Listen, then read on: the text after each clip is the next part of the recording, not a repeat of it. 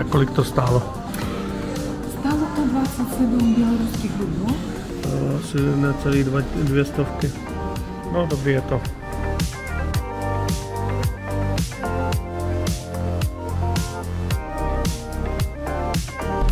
Tak jsme šťastní a najedený, viď? Jo, moc to chutnalo. Opravdu. Kolikrát jsem jedla ty dráníky, no to běloruské jídlo takové, no i ruské tak typické, ale byly prostě výborné. Hodně chutného masa. Opravdu super.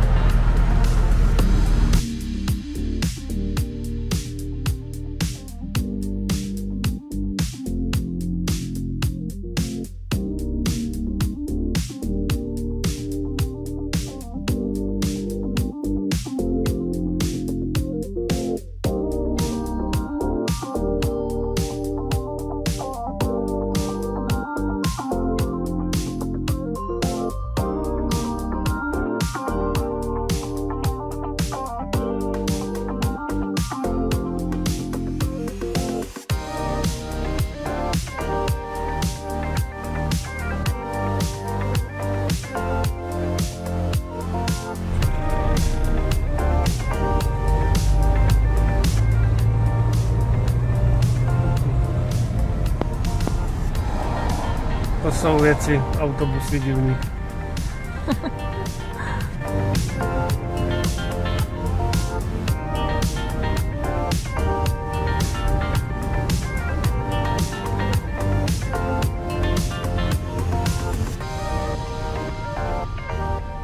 Tak jsme přijeli na hlavní nádraží a tady je blízko hlavní autobusové nádraží a hlavní železniční nádraží.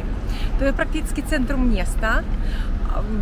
No, vidíte takovou krásnou širokou třídu, která vede na hlavní nádraží. A je to moderní, hezká budova taková. Tam je uvnitř taky všechno moderní. A kdybyste přijeli náhodou do Minska a potřebovali byste přistoupit například na nějaký autobus, tak вот podívejte se. Tady je železniční nádraží a tam je autobusové nádraží. Prakticky já nevím, kolik je to metrů. Moc blízko.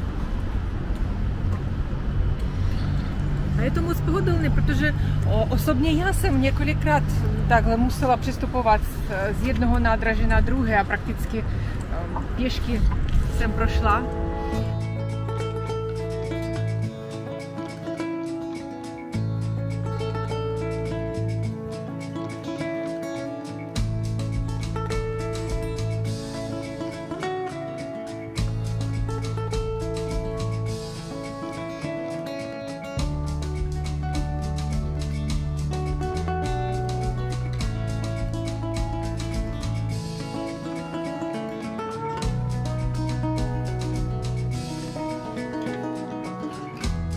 Tak první, co uvidí každý cestovatel, kdo přijede na hlavní nádraží, to jsou ty věže dvě. Podívejte se za mnou.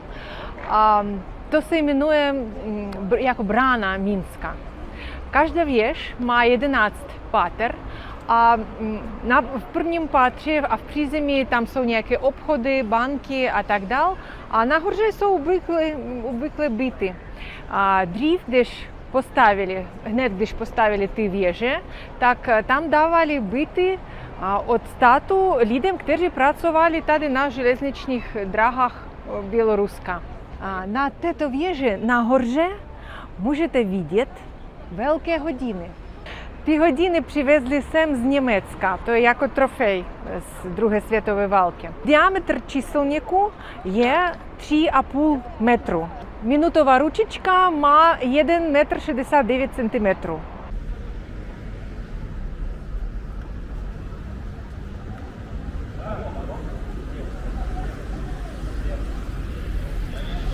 A podívejte se na ty sochy, které jsou nahoře na věžích. Tam jsou 4 sochy.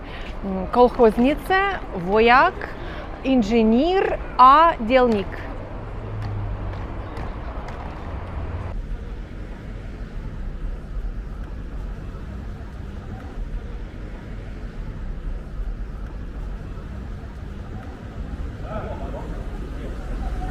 на другій вежі, якщо се подивати, там є ерб Білоруської Совєтської Соціалістичної Республіки. Также Білорусове храні пам'ять історичну, а то є такова знамка Мінська, можемо ріць. А tyto вежі часто можете видіти на поглядницях, на магнетах, на ніяких сувенірах з Білоруска.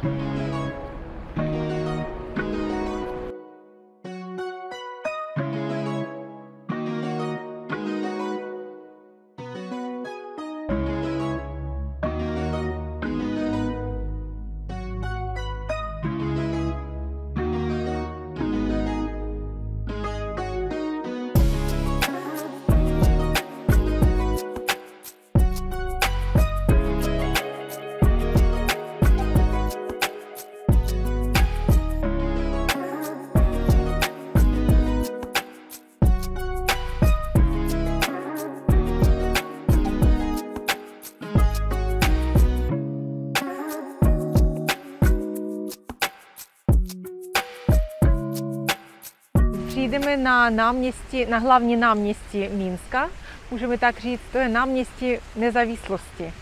A vlastně tady je třída nezávislosti, taková hlavně tepna Мінська. A teď vycházíme na náměstí. Co tam chceme vidět? Tam je dům vlády, tam je parlamentu, там є статні Білоруська університет, там už teď vidíme tak pomalu červený ten kostel. My přijdeme k němu blíž, to je zajímavý kostel, to je nejznámější katolický kostel Běloruska, no Minska alespoň. Jmenuje se kostel Chrám Simeona a Jeleny. Ну і йдемо на náměstí. Náměstí je moc hezké. Vlastně na náměstí bude ten dům parlamentu, to je největší dům, můžeme říct, v celém Minsku, protože má 1770 oken, no nebo kolem toho, jestli nepletu. Tak teď všechno to budeme vidět na vlastní oči. Tak jsme na náměstí Nezávislosti České republiky, Běloruska.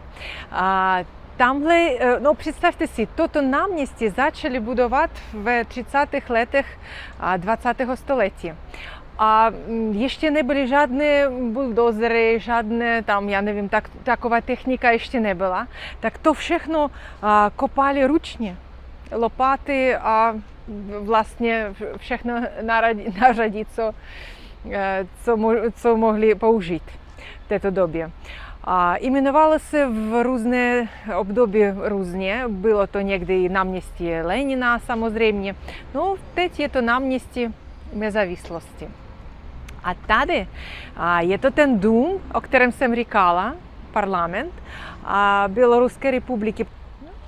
Podívejte se, vidíme vlajku nahoře, erb. Вот tady je 1770 oken. A víc než 1000 různých místností v této budově.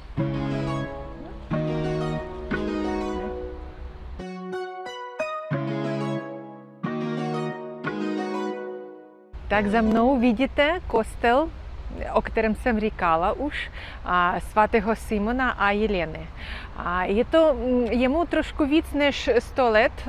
Postavili ho na peníze jednoho šlechtiče běloruského, kterému zemřeli 2 děti, přitom, že byli v dost mladém věku. Tak on chtěl postavit ten chrám jako paměť na památku svým dětem, protože prý ta holčička nakreslila takový kostel. To je jeden z nejvýznamnějších kostelů v Běloruské republice a někdy mu říkají, že to je červený kostel. No rozumíte proč, protože vidíte tu červenou barvu, tak někdo tomu říká, že kostel svatého Simona a Jeleny a někdo říká, že to je červený kostel, tak mezi lidmi.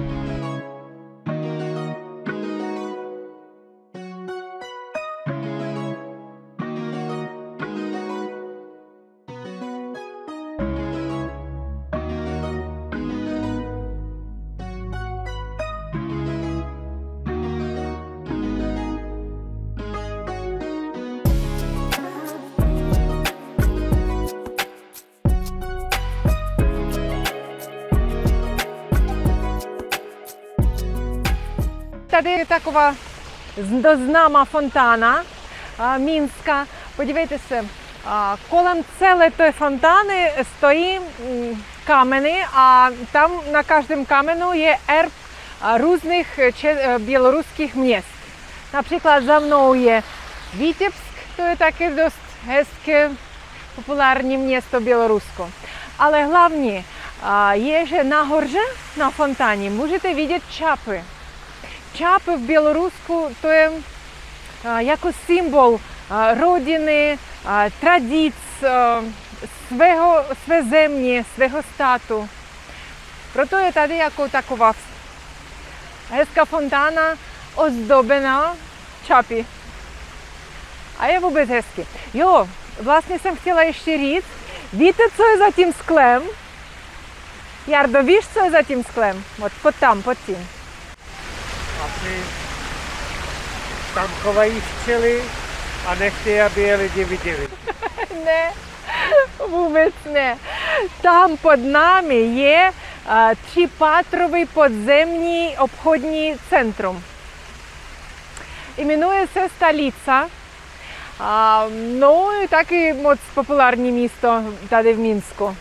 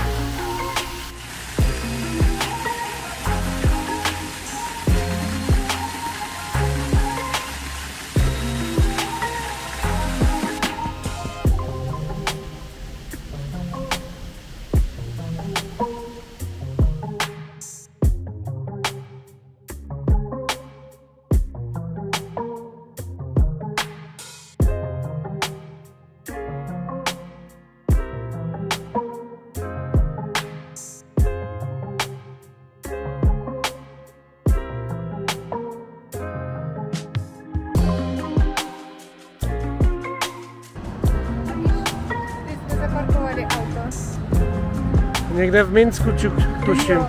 Odsud já znám cestu, ale odtud ze starého města nevím, jestli najdeme.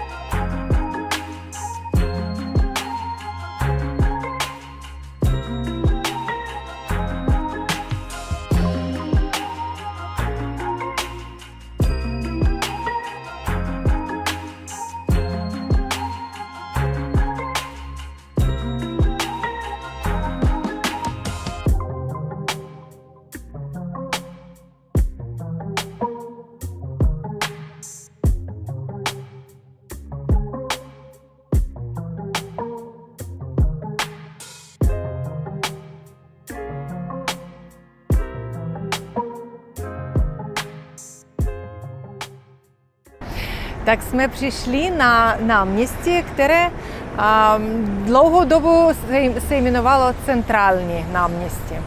A teď se jmenuje Oktябрьské náměstí. Oktyabr to je český říjen. Tak můžeme říct, že to je říjnové náměstí.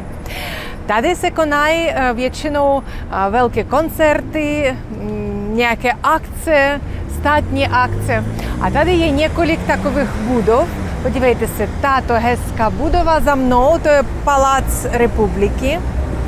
Tak, tam můžeme vidět ještě, tohle je Palác профсоюзов.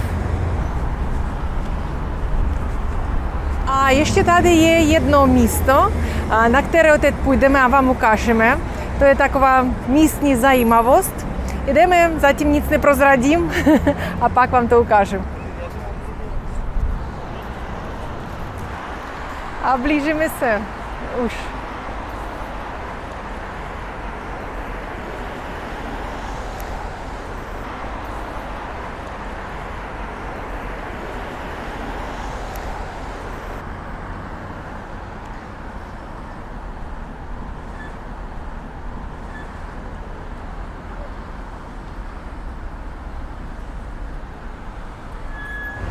Tak jsme přišli na tohle místo. To je takzvaný výchozí bod nebo 0. kilometr celého Běloruska. A říká se, že symbolicky odsud začínají všechny cesty Běloruské republiky. No вот, můžeme říct, že stojíme tady a odsud můžeme jít kamkoliv, jako od začátku.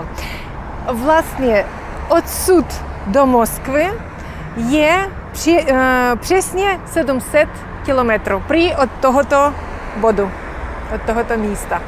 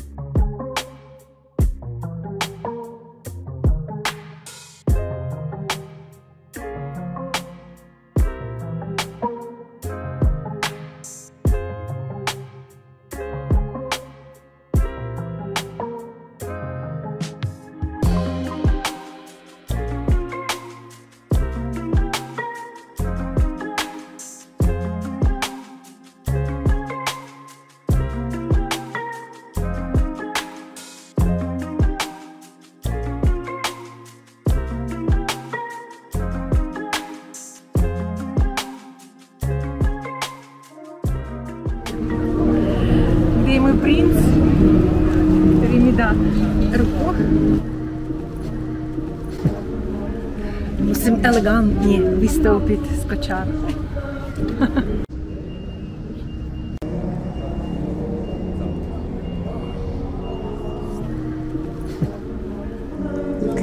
Tak jsme přišli k Minské radnici.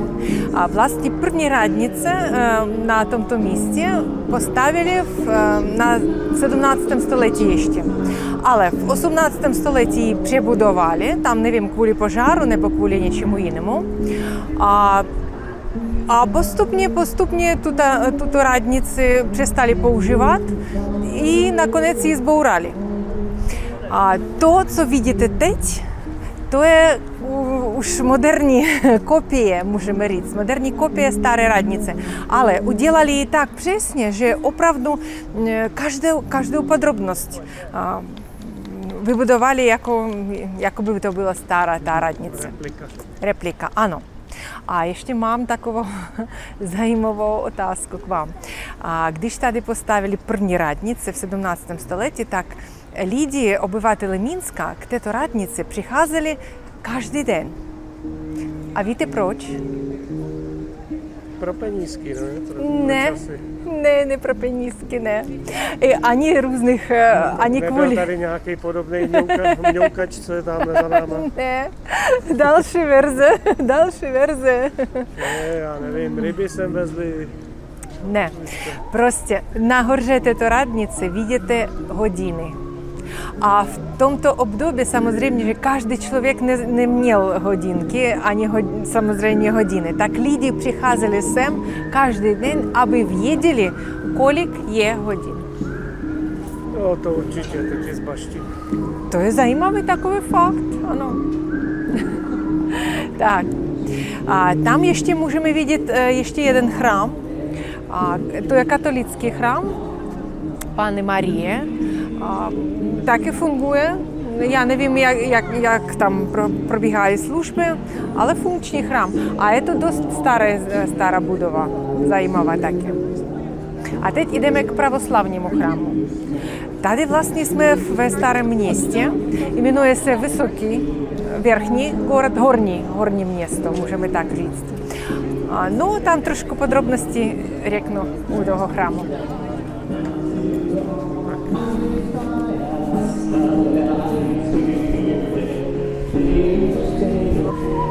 Odsud je moc hezký výhled. Proto tomu i říkají, že horní město, protože je na kopci. To jsem věděl. No, Jaroušku, Jaroušek je známý historik. Jo. Ví všechno o historii Minska. Horní město. Teď jsem ti to říkal vlastně. Dá. Máš, Ano. Tak. To je stará historická část města Minsk. A začali tady budovat asi v druhé půlce 16. století, ale šlo to moc pomalu nějak.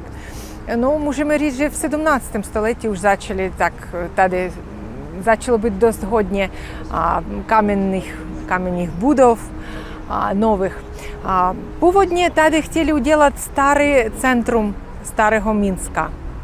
No, teď je to nejspíš takové historické centrum. A vidíte chrám za mnou, ten pravoslavný, a taky jsme se podívali tam trošku dřív na tu katolickou katedrálu.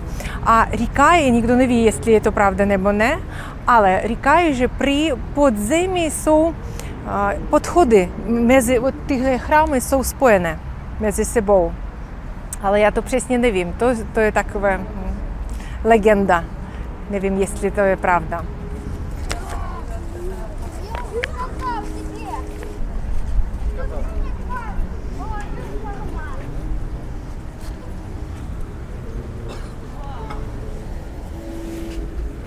Tuto katedrálu postavili v 17. století a původně to byla katolická katedrála, protože tady byl klášter Bernardinek. Teď je to pravoslavný chrám už dost dlouhou dobu a to je hlavní pravoslavný chrám Minska. Je moc hezký. A zkusíme dovnitř, aspoň na chvíli.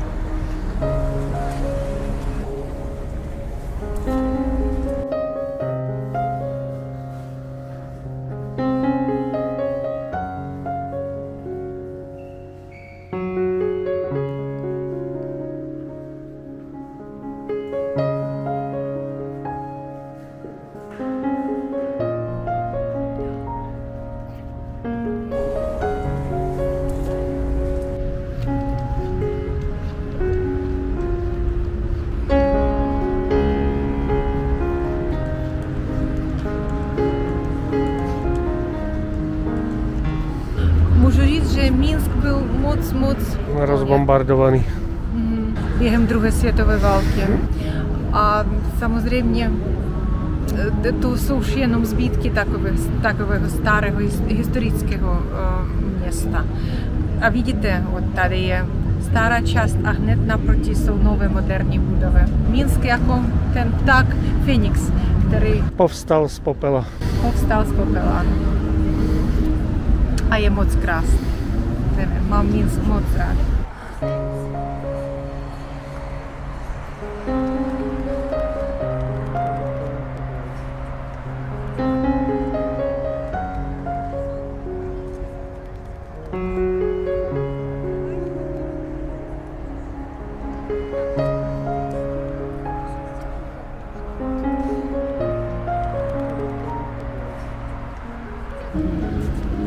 Ten chrám je teď taková vizitní karta města Minsk. I často ji můžete vidět na pohlednicích, taky na magnetech, na suvenýrech z Minska.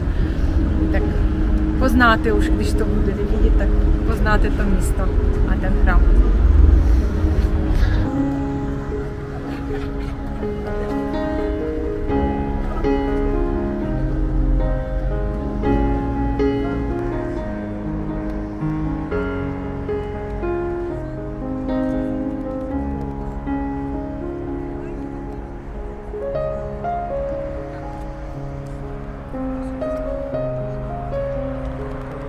Tak za mnou tam je řeka Svísloč, na které vlastně stojí město Minsk. A ještě tam za mnou tato část Minska se jmenuje Trojické předměstí. A tam, když se podíváte tak pozorně, tam vidíte celou takovou řadu domů. To je stará část Minska. A můžu vám říct, že v 17. století, když odesílali dopisy, tak v adrese nebylo číslo domu, a byla jenom barva domu. Víte proč? Zrovna neposlouchal otázku. Вот, historik. Barva, protože zrovna jinou neměli. Ne. A každý dům barvili jinou barvou. I každý majitel domu měl svou barvu, proto nemusel mít číslo domu. Stačilo napsat v dopisu, že tenhle dopis je do červeného domu. A hned už přinesli do červeného například. No tak to byly jenom asi 3 domy, ne? Jako no, televize barevná má taky 3 barvy. No, to není toho tak moc, ale...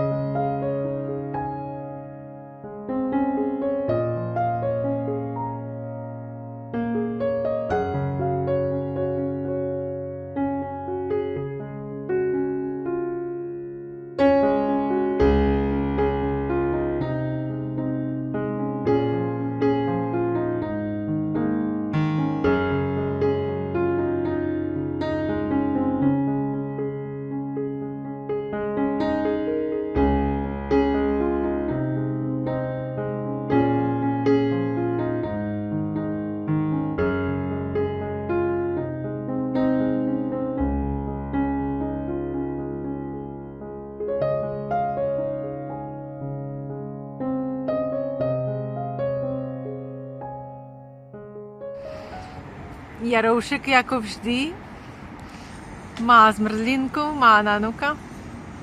Je to dobrý? Musel jsem zkusit běloruský. Jo, mají levný, dobrý.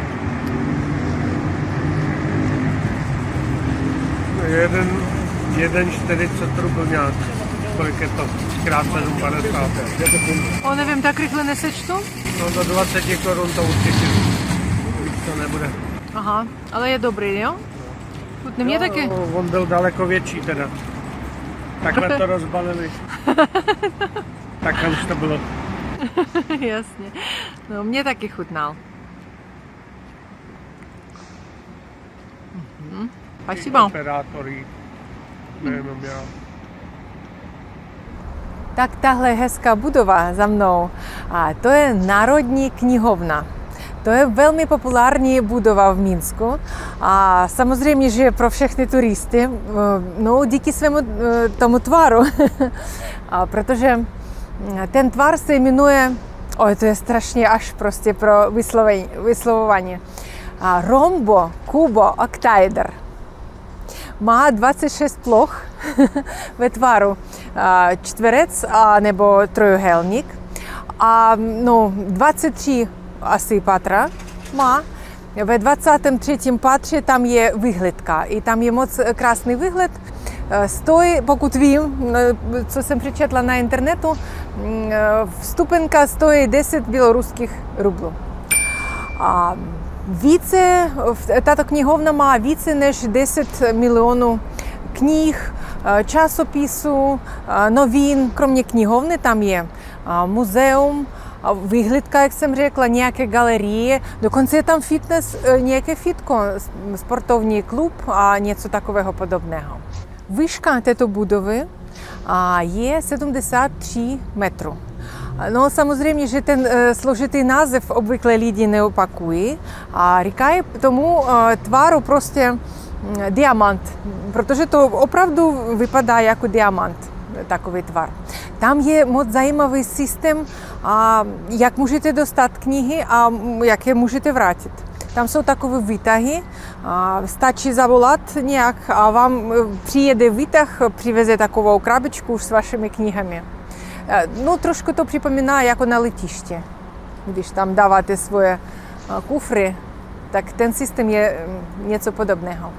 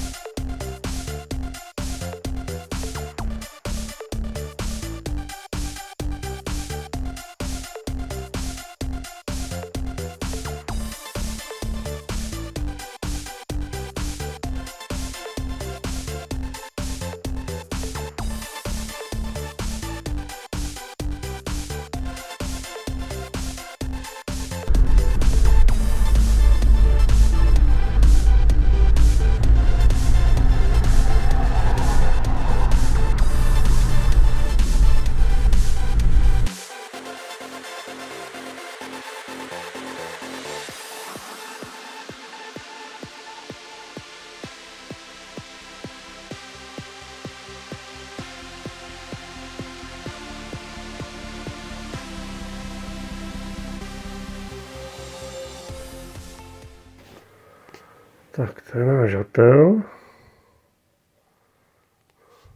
v Bělorusku. S výhledem na hvězdy.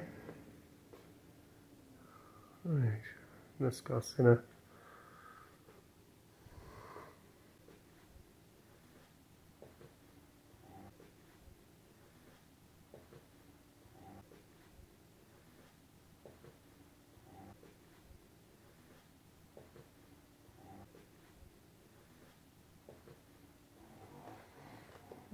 Zajímavý. Přistýlky tady. Může se spát a více vydech. A koupelnu máme tamhle. No, pěkný, útulný. Takže teď vyrážíme směr Minské moře. Minské moře. Nebo nějaký rybník. No, rybník. Počkej, uvidíš ten rybník. Nic není většího než Lipno a Mácháč. Jasně, jasně. Dobrý. A prej moře. Tak.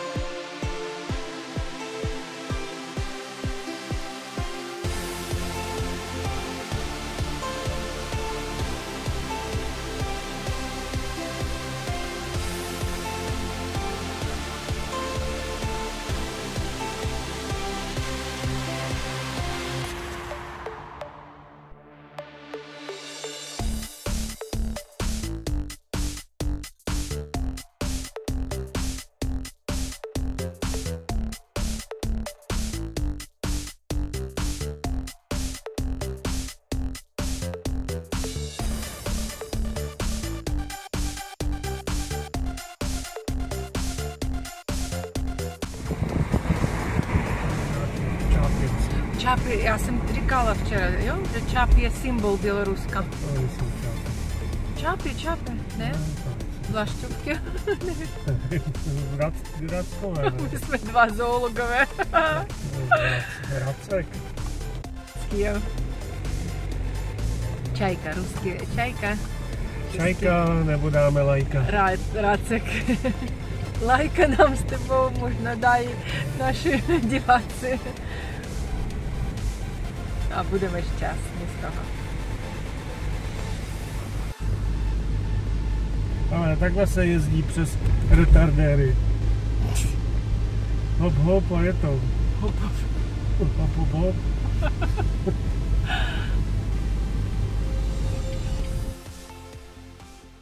Mácháč je větší možná. Mácháč je větší.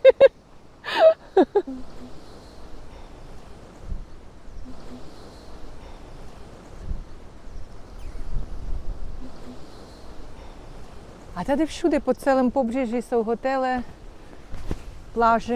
Je to už jako moře při tom větru. A to se jmenuje Minské moře. A máme tady zase chytruši. Jo, jenom nemůžu říct plochu přesně, kolik je to kilometrů, ale já se podívám. No, včera bylo hezčí počasí ve městě a na dnešní den už bylo takovýhle. Za to bychom včera možná tady ani nezaparkovali. I když mají tam několik velkých parkovišť, ale...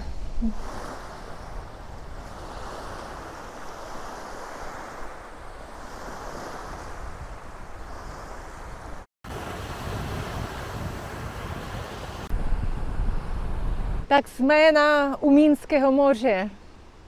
To je Zaslavská vodní nádrž, ale Bělorusové tomu říkají Minské moře, opravdu jako moře. Jednou jsem tady plavala lodí a můžu říct, že bylo asi podobné počasí. Vlny byly obrovské tam. Jo, tak zážitek byl taky pěkný. A mně se zdálo, že prostě nemá konec, že jsme pořád tam pluli a Dlouho to trvalo, ale bylo to krásné.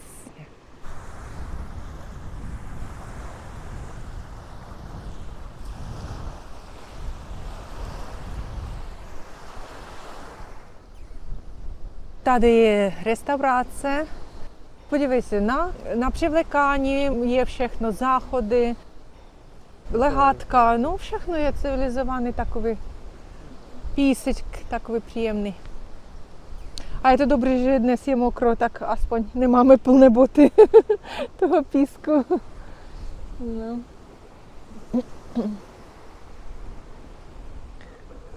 No, pro děti dost vyžití.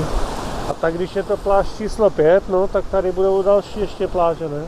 Jo, tady podél celého pobřeže. Tamhle taky nějaký poloostrov nebo ostrov.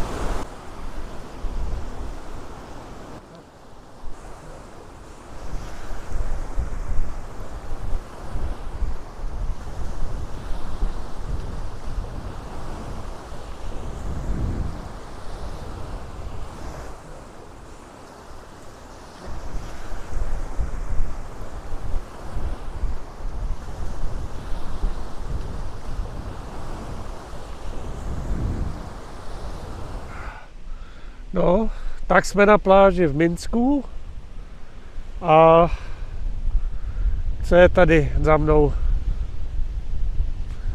Staropramen.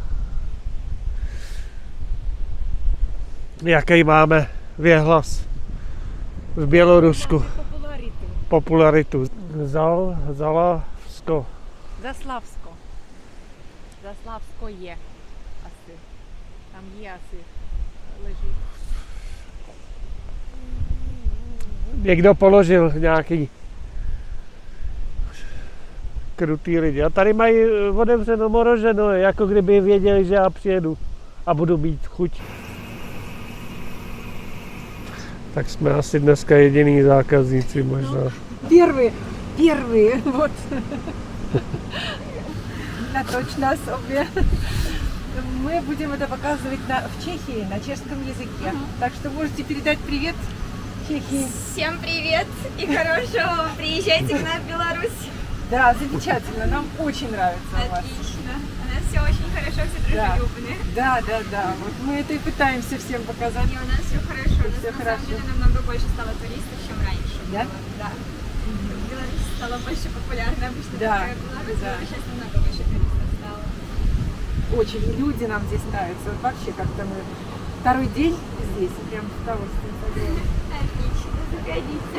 Спасибо вам большое. Всего доброго. До свидания. Там пенка вкусная.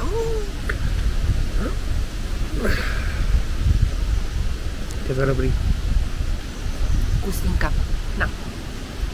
Только горячий, осторожно. Реально горячий. Хотел си две можно. Ne, Капучино я сам терекала. stačí bohatě, kámo.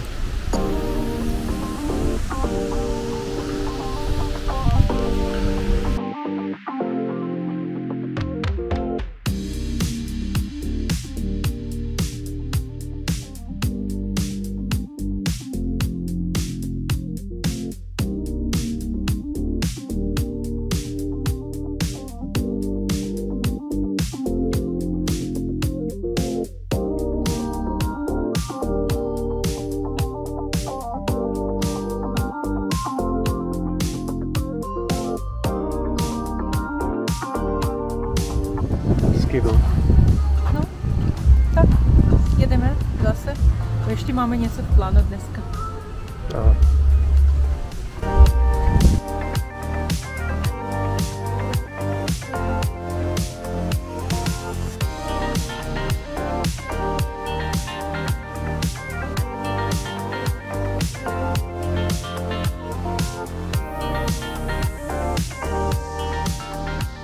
Tak jsme přijeli na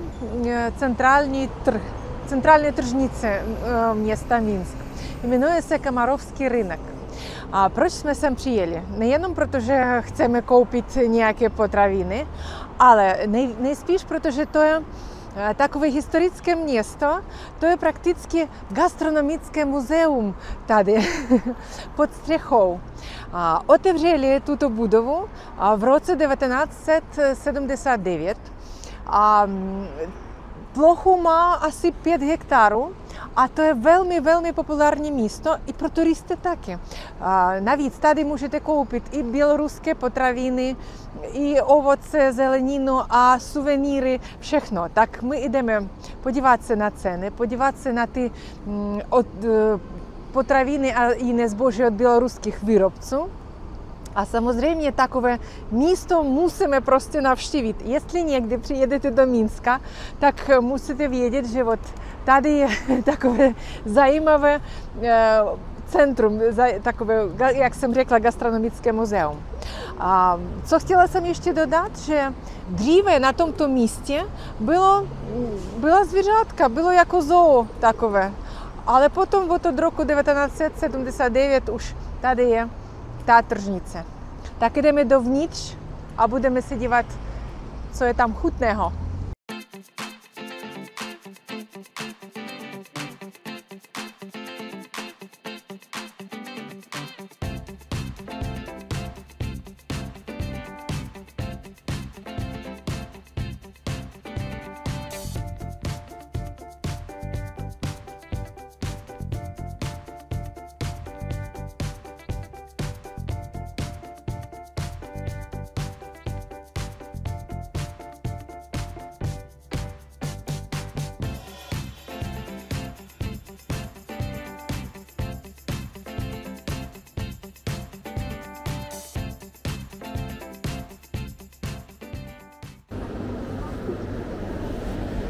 A mají zubra.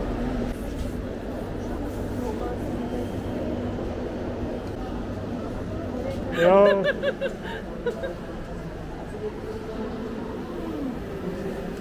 Zubra tam házela po zemi. Jo, tam bylo maso zubra, no. Moc dobrý, moc dobrý.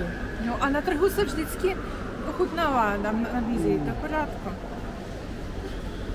Tak musíme ještě syr a klobasu. A cena toho zubra byla jaká? Na zubra jsem se nepodívala, ale ta od klobasa, která mi chutnala, 59,90, no 60 běloruských rublů. Sladký. Dortíky vypadají dobře vypadají. No, dá se tady platit ruskýma kartama, to je dobrý.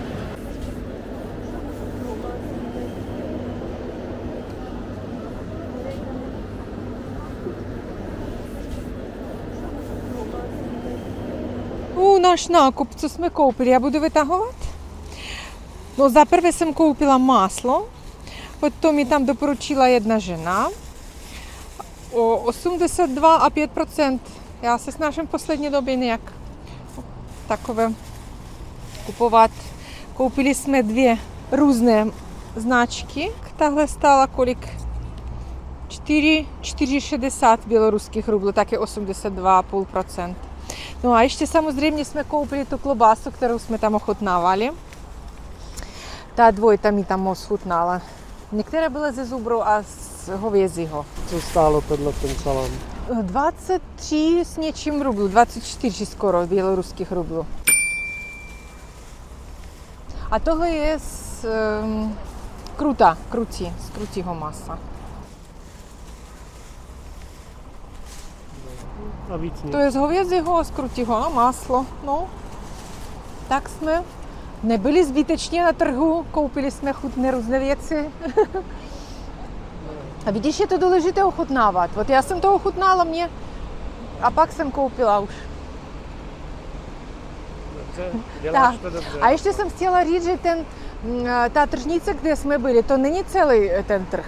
Вот tady je pokračování ještě, tam je spousta těch, tam jsou ovoce, zelenina, to jsme byli jenom tam, kde prodávají maso, syry,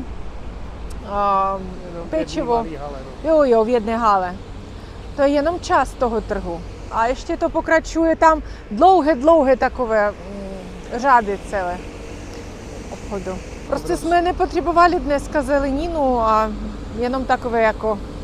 Máme pivograd. No, Hrad piva. Hrad piva, jo.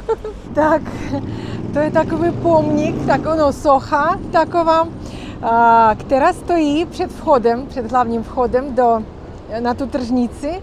A každý, kdo přichází, musí se určitě tady vyfotit. My tady museli celou frontu stát. To se jmenuje Bábka s semičkami. Žena, babička, která prodává semínka. Tady můžete vidět celý pytel těch semínek a ptáci tady všude kolem ní. Tak já nevím přesně to místo, které musíme natírat, abychom dostali štěstí. Tak já pohladím babičku.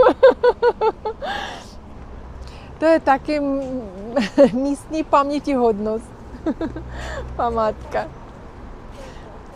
Tak jsem musel umluvit Evgenii, aby jsme neletěli na další bod v zájmu a projít si ten rynek, teda když už jsme tady trošku. Děkuju za vyslyšení přání. A teď už jsme na dalším rynku. Ona pořád někam letí, všechno ukázat, 1000 věcí. Stejně neprojdeš celý Minsk, aby si ukázala všechno. A tady nevím, co tady prodávají, asi všechno. Ovoce, zelenina. Sezony produkty. No, tady máš i třešně, tvoje oblíbený. Třešně za 23,90. Višně 17,90. No. 18 rublů jahody. Rajčata. No, lidi to u nás taky kupují. Ale vypadá to moc hezky, svěže. Tady rajčátka 9 rublů za kilo.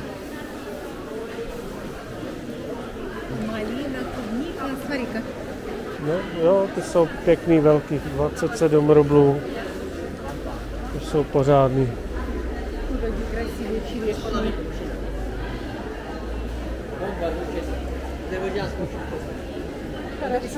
Хорошо. Dívej si, jak leží ta třešně. To jsem neviděla nikde ještě. Poprvé v životě vidím. No, vyhráli si, no. Asi neměli co dělat. No i to je srovnaný hezky.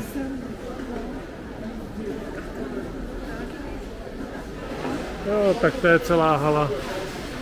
Ovoce, zelenina. Ale moc to tady voní. Nevím co, všechno. Ono se to tak prolíná, ty vůně. Chvíli jahody, chvíli třešně. A tamhle mrkvičky, řektvičky, ale vidíš, tak to žádný unavený zelenina, jak u nás v těch supermarketech. Je to od místních výrobců všechno. No.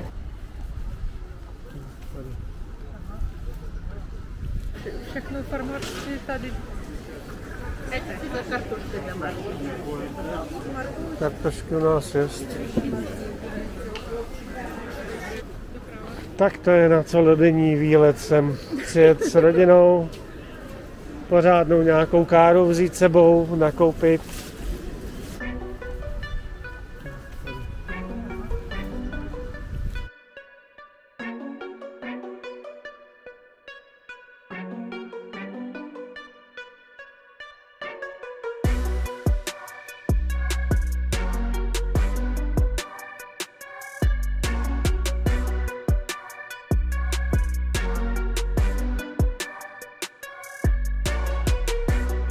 Tamhle si můžeš koupit tašku, anebo košík. No jahody, no to, co nemůžeš pomačkat, na lišky.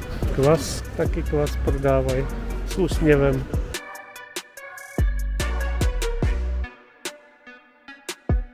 Vzali jsme naše diváky poprvé na trh.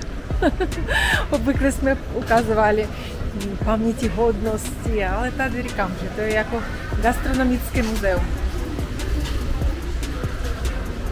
Všechno proběhlo legálně. Jo.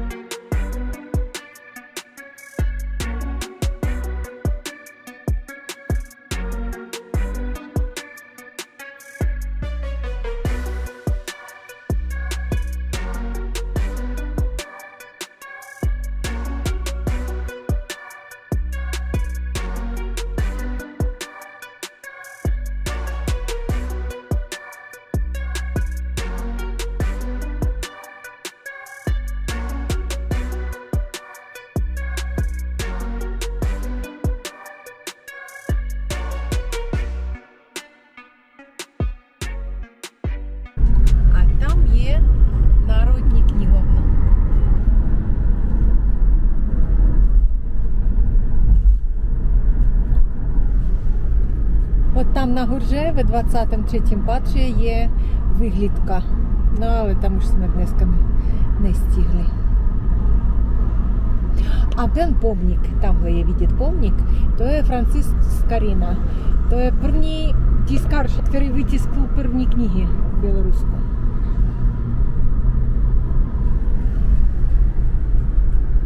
Jsme jako v autobuse na výletě, tak podívejte se doleva, podívejte se doprava. No.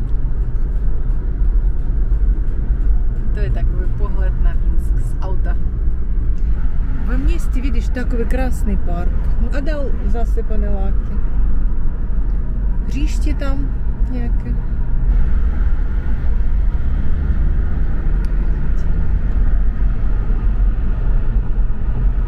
No taková вот moderní architektura tam.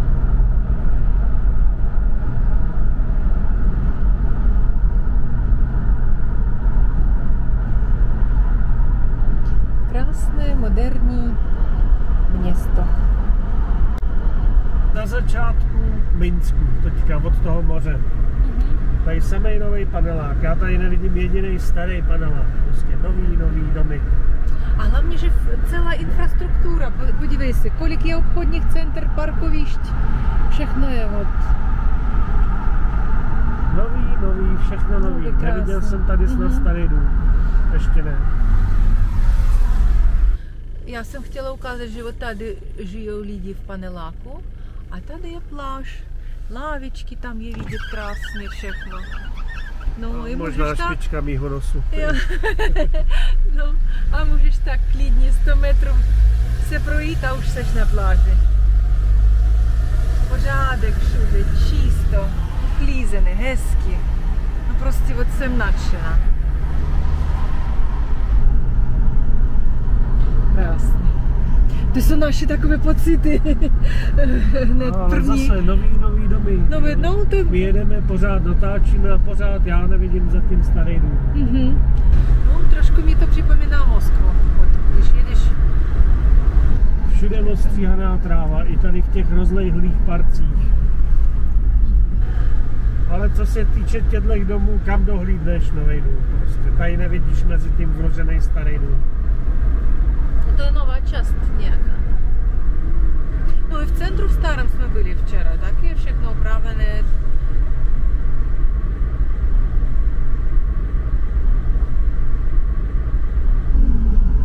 Samý obchodní centra. Ledový palác tam byl.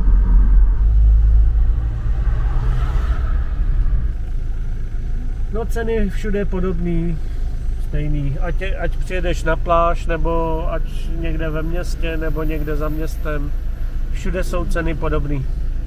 Žádný rozdíly, to se mně moc líbí, že ty na spokojený život, na dlouhou dobu si myslím, že je to dobrá perspektiva. Super maso tady prodávají. Včera nám chutnal salám i sýr.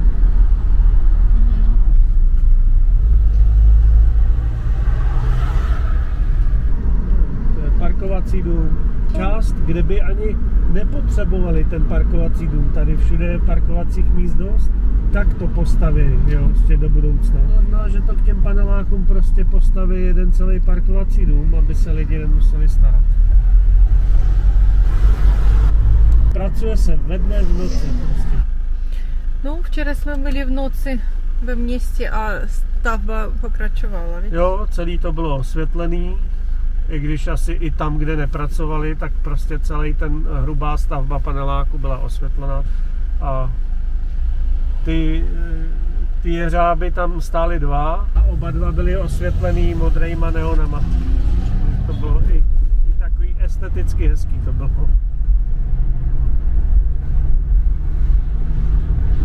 Při jejich rychlosti budování to budou mít za chvíli prostě.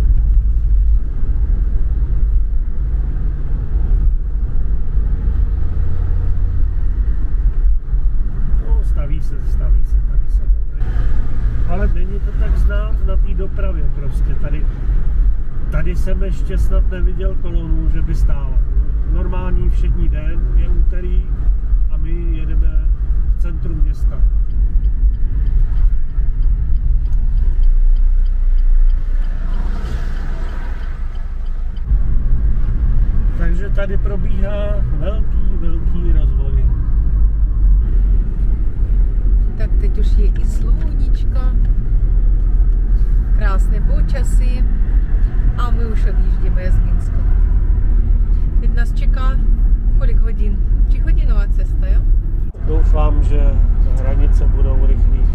nějaké hodiny tam.